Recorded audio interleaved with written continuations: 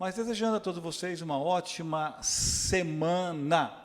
E é com prazer que nós estamos recebendo o nosso comandante, Dr. Collier. Boa tarde, seja bem-vindo. Boa tarde, Tadeu. Muito obrigado pela oportunidade mais uma vez. Estou muito satisfeito, muito feliz de estar aqui com vocês. Agora, comandante Collier, há quanto tempo viajou na Marinha? Quando fala em Marinha, a gente fica assim emocionado, né? Na Marinha Mercante. Tadeu, eu vou pedir permissão a você para, antes de responder essa pergunta, eu fazer uma espécie de correção na primeira vez que eu respondi a você. Você perguntou sobre minha infância, eu disse que tinha tido uma infância pobre. Não é uma correção, porque se tivesse sido pobre, o esforço teria sido maior e, consequentemente, a vitória maior. Mas eu acho que eu estaria sendo injusto com meus pais se eu deixasse de acertar isto. Eu sou o terceiro filho de uma família que começou com meu pai, viúvo, 3 filhos, casou com minha mãe, eu sou o terceiro do segundo grupo. O primeiro grupo eram 3 e com a minha mãe teve mais 11. Então, nós tínhamos o que as crianças todas na época tinham. Não tinha todo esse conforto, mas nós tínhamos galinha, pato, marreco, porco no nosso quintal.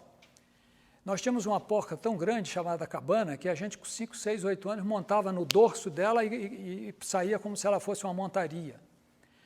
Eu tive um cavalo chamado Trigger, era o nome do cavalo do Roy Rogers, para os muito antigos. Eu também tive um outro chamado Pampa, meu irmão tinha uma vaca chamada Azeitona. Então, quem tem isso não pode ser pobre. Se dissesse que nós éramos pobres, eu estaria cometendo uma injustiça, portanto, eu corrijo. Está bem assim? Bom, eu tive a minha vida na Marinha Mercante de 1965 até 1976.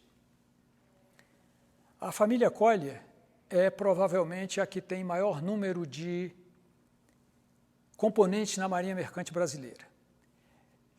Isto a gente foi descobrir há cerca de 6 anos, quando o historiador da família, Carlos Francisco Collier Ferreira Lima, que mora em Manaus, escreveu o primeiro livro sobre a nossa família. E lá está praticamente provado isso. Quando eu decidi vir para a Marinha Mercante, eu não imaginava isso. Talvez eu hoje atribua a uma certa força dos meus antepassados. O primeiro membro da família que veio para o Brasil foi o comandante Charles Clerville Collier.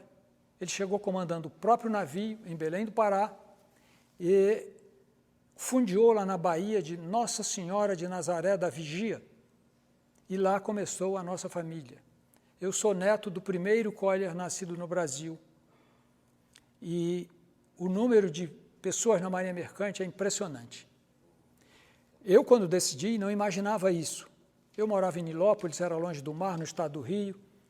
Eu me dei muito bem fazendo curso preparatório, me dei tão bem que, quando terminou, estava para chegar nas provas, me disseram, faz prova para o Colégio Naval e para a Escola de Especialista de Cadete Aeronáutica, que se você passar em primeiro lugar, o curso é quem ganha. E eu fiz. Passei em terceiro lugar na antiga Guanabara para o Colégio Naval, errei de 25 questões, apenas uma na EPK, Escola Preparatória de Cadetes do Ar, e para a Marinha Mercante eu passei em primeiro lugar no Brasil. Escolhi Marinha Mercante baseado num raciocínio muito simplista, mas que deu certo. Se eu fosse para a Marinha de Guerra, eu ia viajar 2 meses por ano. Se eu fosse para a Marinha Mercante, eu ia viajar 10 meses por ano.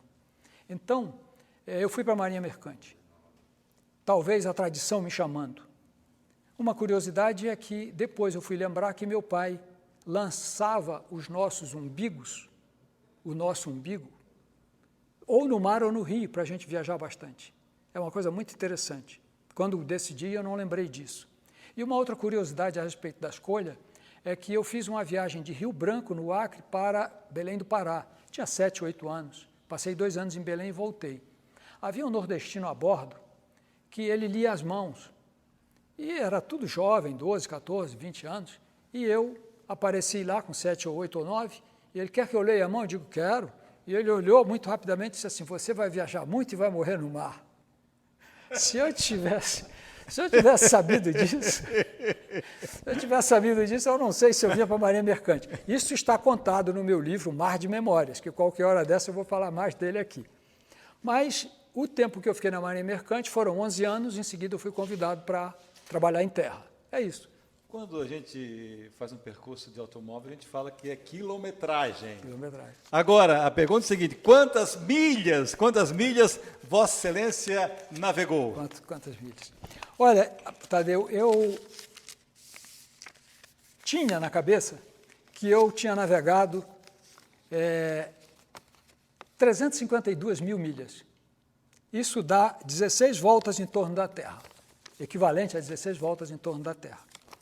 E eu, quando fui entrevistado pelo Jô Soares, ele passou uma semana fazendo a chamada assim: vou entrevistar o capitão de longo curso da Marinha Mercante, Wesley Collier, que tem em viagens o equivalente a 16 voltas em torno da Terra.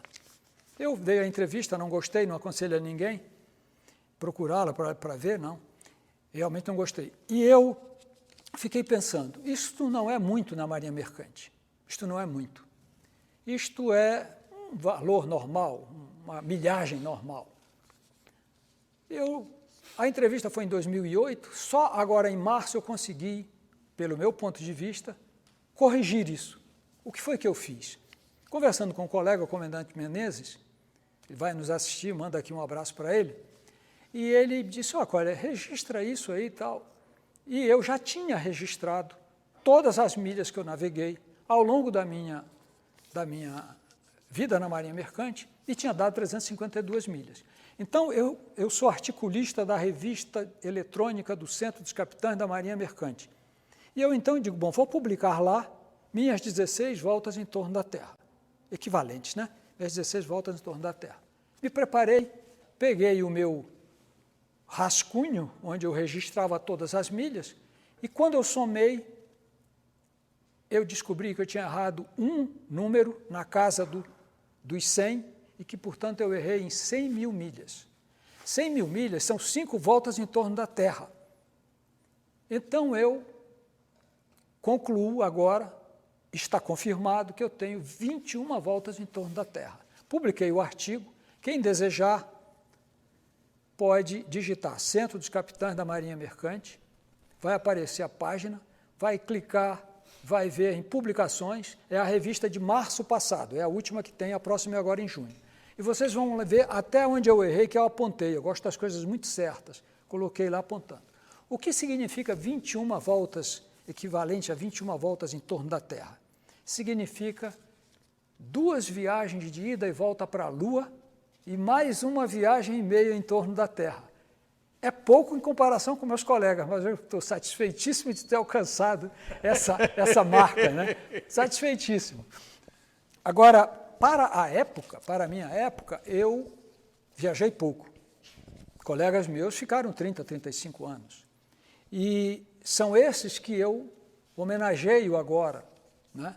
E como não posso citar o nome de todos eles, eu vou citar o nome de um comandante que é um verdadeiro mito vivo na Marinha Mercante, o comandante Ronaldo Sevidanes. O comandante Ronaldo tem 2 milhões de milhas navegadas. Eu tenho 500, era 350, agora tem 450, não tenho 500, né? Ele foi comandante do José Bonifácio, um dos navios mais importantes que o Brasil já teve. Para vocês terem uma ideia, ele levava minério de ferro para a Ásia, ou China, ou Japão, vinha vazio até o Golfo Pérsico, que carregava mais 22 dias e trazia a mesma quantidade que o Cairu trazia para abastecer o Brasil durante 2 dias. O comandante Ronaldo é extraordinário, também vai estar nos assistindo. Obrigado, comandante, pelos ensinamentos. Essa é a homenagem que eu gostaria de fazer. Na nossa entrevista de hoje, nós estamos conversando com o juiz, o magistrado, Dr. Wesley Collier, e, é claro, hoje o nosso comandante Collier. Agora, comandante, quais as áreas mais perigosas que o comandante conheceu? Olha, eu vou dizer uma coisa antes de mostrar imagens. Como dizia Lucrécio, aquele grego antigo, que tem um poema que eu copiei o primeiro verso, o março é suave para quem está longe dele em segurança. E esse era o dístico do Cairu, suave, mare magno, você deve lembrar que você mostrou a flâmula aqui. Os portugueses, grandes navegadores, diziam assim, permitam o sotaque, se queres aprender a rezar, entra no mar. E mais a bordo a gente aprendeu mais o seguinte, quem vai para o mar, avia-se em terra. Porque esqueceu, é no mar que tem que se virar. E o outro é, quem tem dois, tem um. Quem tem um, não tem nenhum. Isto tudo mostra que a marinha mercante, quem está no mar, tem que se safar. Muitas vezes, um navio em alto mar, no meio do Atlântico, não tem helicóptero que chegue lá para atendê-lo. Não tem helicóptero que chegue lá. E, a não ser que um porta-aviões leve esse helicóptero lá, mas não é o caso. Então, a gente se avia em terra e a gente se prepara para as coisas que vai encontrar. Além disso, a gente, quando viaja internacionalmente, encontra muitas áreas. A primeira, e eu vou pedir agora, vou começar pelo canal em inglês e pedir a projeção da primeira foto, por gentileza. Este aí é o canal da Mancha para nós, mas para os navegadores é o canal inglês, que é tudo a mesma coisa. Aqui no cantinho da tela, no lado esquerdo, embaixo, é o Oceano Atlântico. E lá no lado oposto, na direita, em cima, começa o Mar do Norte. Todo este trecho aí, portanto, o canal inglês ou o canal da Mancha, liga o Mar do Norte, com os países escandinavos, ao Oceano Atlântico. Este trecho é tão perigoso que a gente tem que estar com prático a bordo. São 350 milhas de navegação, um dia todo completo com a noite, e era em janeiro, agora está bem menos, mas é temporário também, cerca de 300 navios cruzando para lá e para cá o dia todo. Fora os barcos que levam passageiros e levam automóveis cruzando da Inglaterra para a França. E este canal inglês, ele é extremamente difícil para a navegação. E há muitos naufrágios ali. Eu vou contar uma breve história.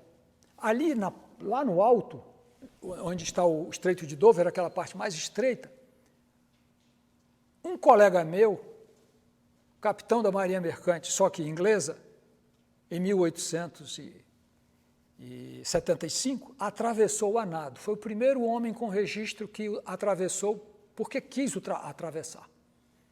Eu vou pedir para projetar a próxima foto, por gentileza.